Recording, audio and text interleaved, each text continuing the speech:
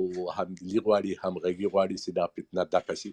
او زه له دې خبرې سره کاملا اتفاق کوم.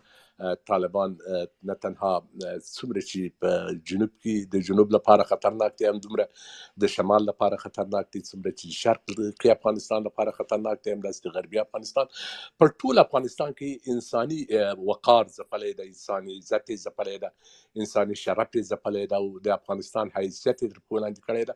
او دا په هر افغان پورې تعلق پیدا کوي چې د دې دغه لپاره سره متحد شي.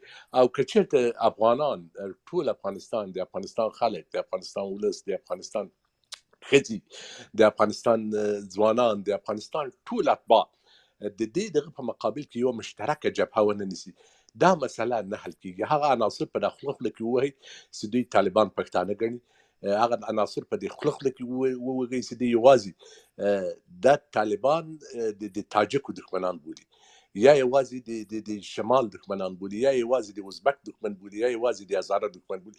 دوی بالعموم په افغانستان کې د انساني وقار دښمنان دي، د انساني شرف دښمنان دي، د انساني شخصیت